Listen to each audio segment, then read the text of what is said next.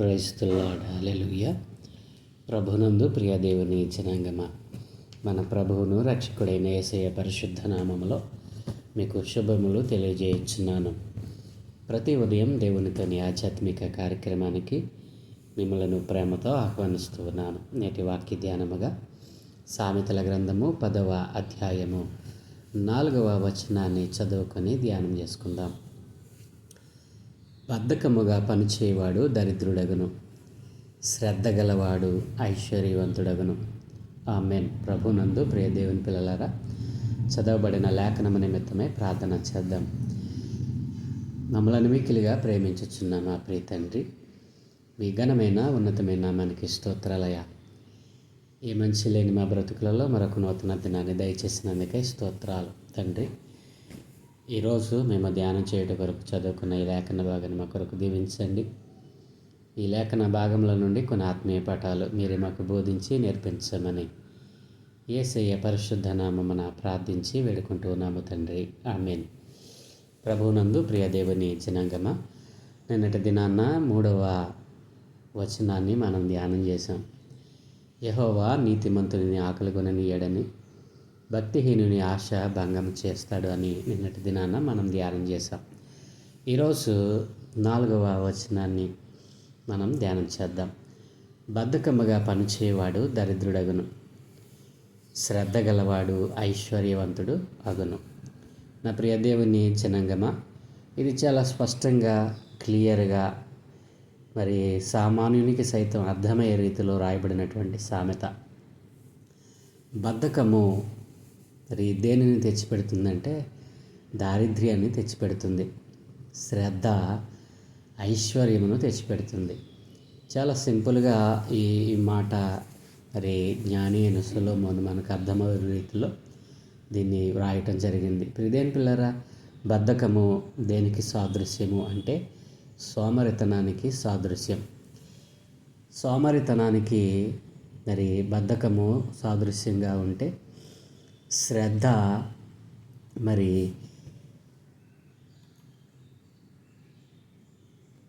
దేవుని యొక్క ఆశీర్వాదానికి సాదృశ్యంగా ఉంది.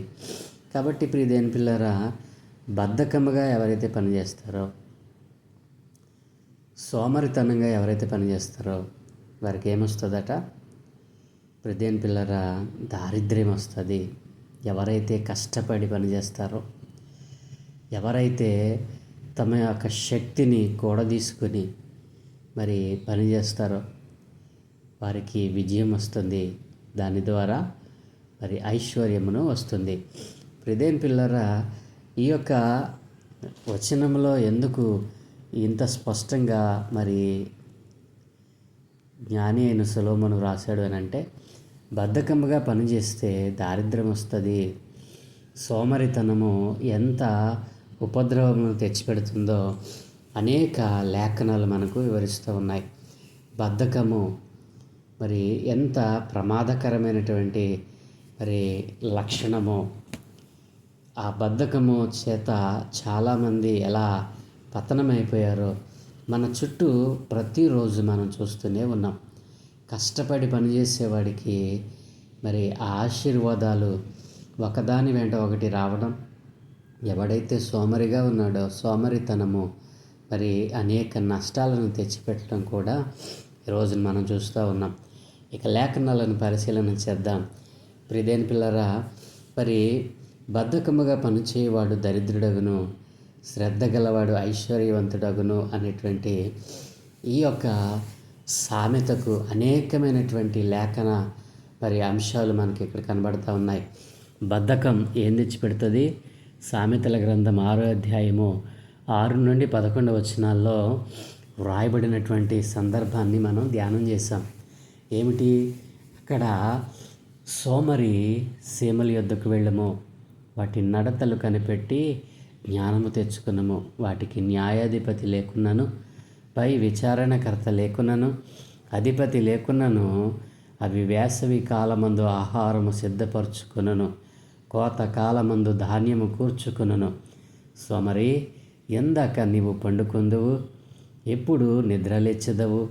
ఇక కొంచెము నిద్రించదనని, కొంచెము కునికెదనని కొంచెము సేపు మరి చేతులు ముడుచుకుని పరుండదనని నీవు అనుచుందువు. అందుచేత దోపిడిగాడు వచ్చినట్లు దారిద్ర్యము నీ వద్దకు వచ్చును, ఆయుధదారుడు వచ్చినట్లు లేమి నీ వద్దకు వచ్చును అని అక్కడ లేఖనం సెలవిస్తూ ఉంది. ప్రియదేని పిల్లరా, బద్ధకము అనేటువంటిది దేన్ని తెచ్చిపెడుతుందట? దారిద్ర్యమును లేమిని తెచ్చిపెడుతుంది. నా ప్రియ దేవుని పిల్లరా, మరి శ్రద్ధ గలవారి యోచనలు లాభకరం. శ్రద్ధ గలవారి యోచనలట లాభకరములు.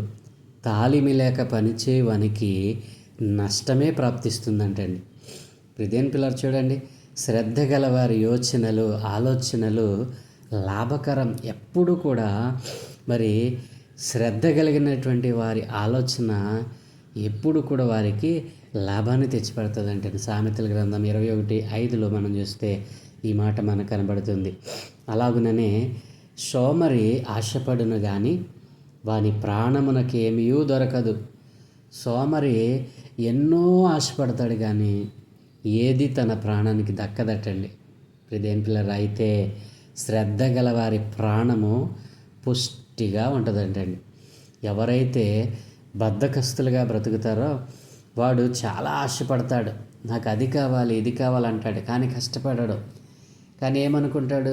అది నాకు కావాలి అని ఆశపడతాడు. ప్రియదేని పిల్లరా, దేవుని లేఖనం సెలవిస్తూ ఉంది. సామెత 13:4 సోమరి ఆశపడును కానీ వాని ప్రాణమునకేమీ దొరకదు. శ్రద్ధ గలవారి ప్రాణము పుష్టిగా ఉంటుందంటండి. అలాగునని మరొక లేఖనాన్ని మనం చూస్తే విత్తులు వేయు కాలమున సోమరి దున్నడు, కోతకాలమున పంటను వాడు విచారించినప్పుడు వానికి ఏమీ లేకపోవను. ఎందుకు? విత్తనం వేసే కాలంలోనేమో వాడు పొలాన్ని దున్నవలసిన సమయంలో దున్నకుండా మరి తన బద్ధకము చేత మరి ఆ యొక్క పనిని కొనసాగించినప్పుడు కోతకాలం నెల్లంట పంటను కూర్చుకుంటాడంట. విత్తనం వేయకుండా పంట ఎలా వస్తుంది? ప్రియదేని పిల్లరా, ఎంత మరి చక్కగా సామాన్యునికి సైతం అర్థమయ్యే రీతిలో మరి సొలొమోను మహాజ్ఞాని ఈ యొక్క సామెతలను ఎందుకు ఇంత చక్కగా వ్రాశారు అని అంటే, ఈ రోజున సోమరితనంతో బద్ధకముతో మరి అశ్రద్ధతో చాలామంది పడిపోతున్నవారు, చాలామంది ఇలా వ్యవసాయం విషయంలోనే కాదు, పంటల విషయంలోనే కాదు, భవిష్యత్తు విషయంలో మరి తన జీవితంలో సాధించవలసినటువంటి దేవుని చిత్తమైనటువంటి అనేకమైన కార్యములు ఉండగా వాటిని తలంచడం, లోక సంబంధమైన తనకి నష్టాన్ని తెచ్చేటువంటి వాటి మీద మానవుడు తన మనసుని నిలుపుతూ ఉన్నాడు. అందుకే దేవుడు అంటున్నాడు కదా, జ్ఞానం పొందుకోవయ్యా, నా ఉపదేశాన్ని అంగీకరించు, నా జ్ఞానాన్ని సంపాదించుకో, నీవు ఎలా మరి ముందుకు కొనసాగాలో నీకు ఆలోచన చెప్తానని దేవుడు అంటా ఉన్నాడు. ప్రియదేని పిల్లరా, మరి విత్తనం వేసే కాలమున సోమరి దున్నడు, కోత కాలమున పంటను కూర్చువాడు విచారించినప్పుడు వానికి ఏమీ కూడా లేకపోతుంది. సామెత 24 ఈ మాట మనకు మరి కనపడుతుంది. అలాగనే శ్రద్ధగా పనిచేయవారు ఏలుబడి చేస్తారు, సోమరులు వెట్టి పనులు చేయవలసి వచ్చును. సామెత 12:24 ఈ మాట మనకు కనబడుతుంది. శ్రద్ధగా పనిచేసేవారు ఏం చేస్తారట? ఏలుకలుగా మారతారటండి. అంటే ఏమిటి? శ్రద్ధ కలిగి పనిచేస్తే, శ్రద్ధ కలిగి చదివితే మంచి ఉద్యోగం వస్తుంది. శ్రద్ధ కలిగి ఒక విషయం మీద మనము ఒకటి ఆశించి దానికోసము శ్రద్ధగా మనము దానికోసము ప్రయాసపడినప్పుడు తప్పకుండా అది మనకు దేవుడు అనుగ్రహిస్తాడు.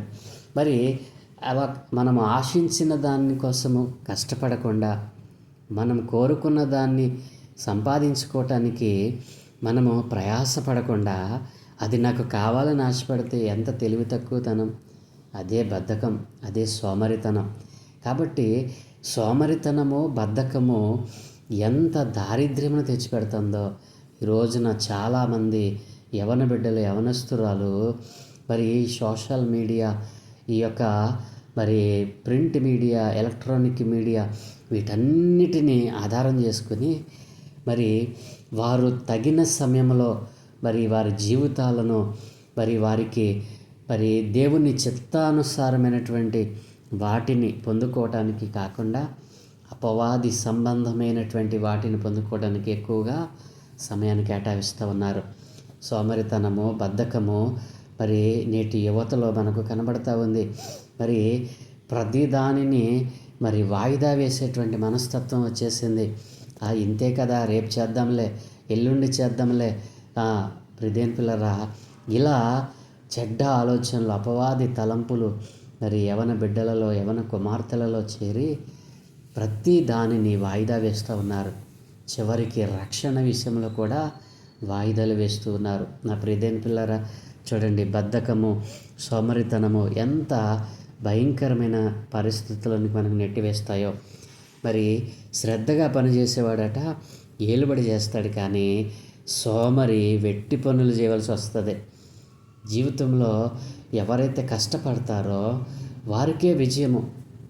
ఎవరైతే సోమరితనంగా బద్ధకస్తులుగా మారతారో వారు నిత్యము వెట్టి పనులు చేయవలసి వస్తుందని దేవుని లేఖనం సెలవిస్తూ ఉంది. అలాగనే మరొక లేఖనం మనం చూస్తే, సోమరితనము గాఢ నిద్రలో పడవేను, సోమరివాడు పస్తు పడి ఉండును. ఈ సోమరితనం, బద్ధకము ఏం చేస్తుందో తెలుసా?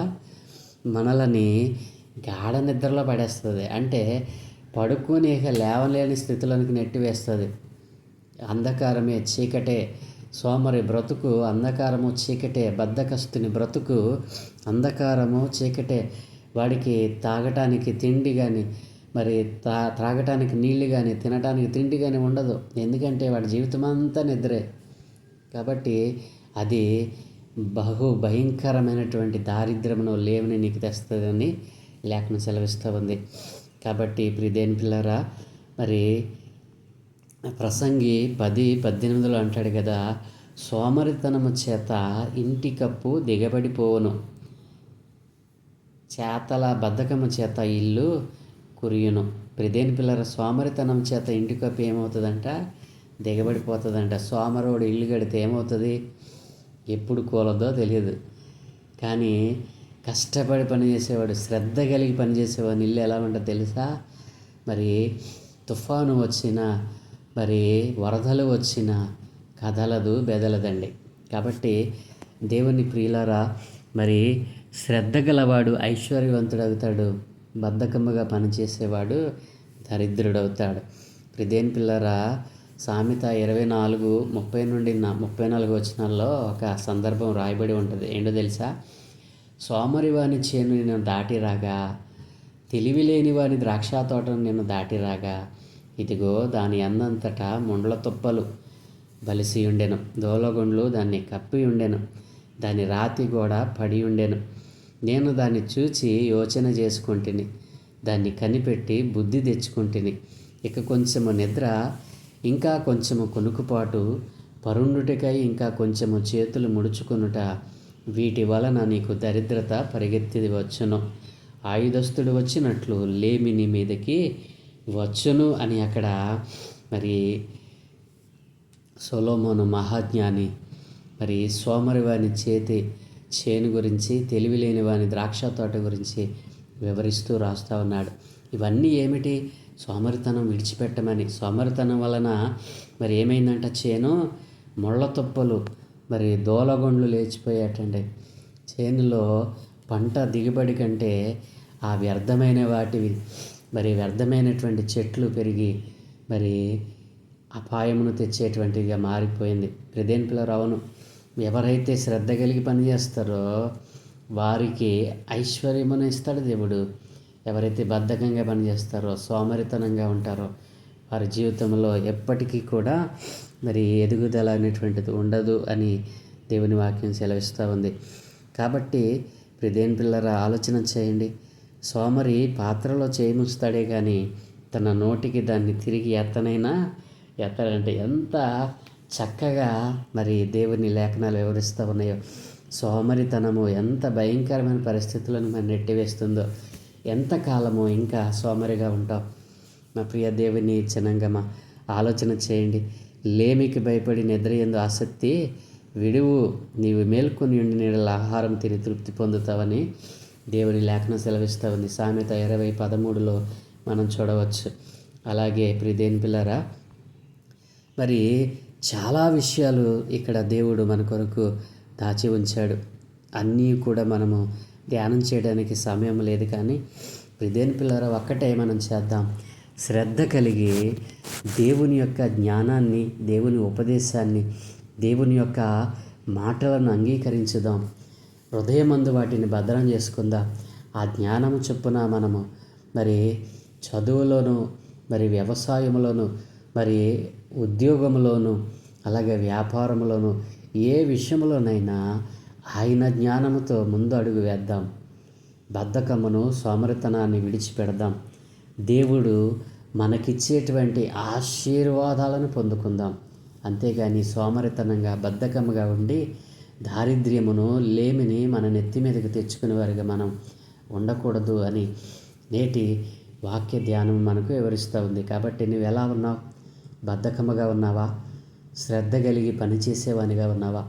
నీ జీవితంలో ఒకవేళ సోమరితనం ఉందేమో, నీ జీవితంలో ప్రతి పనిని వాయిదా వేస్తూ ఉన్నావేమో. వాయిదాలు వేసే క్రమంలో నీకున్న ఆ కొద్దిపాటి సమయాన్ని కోల్పోతూ ఉన్నావేమో. జాగ్రత్త. ఇప్పుడే ఆ సోమరితనమును, బద్ధకమును విడిచిపెట్టు. శ్రద్ధ కలిగి కష్టపడి పనిచేసే గుణాన్ని అలవర్చుకో. ఇది నీకు దేవుని పాదాల చెంత దగ్గరే దొరుకుతుంది. కాబట్టి ప్రతినిత్యము దేవుని వాక్యాన్ని చదువు, దేవుని వాక్యాన్ని ధ్యానించు.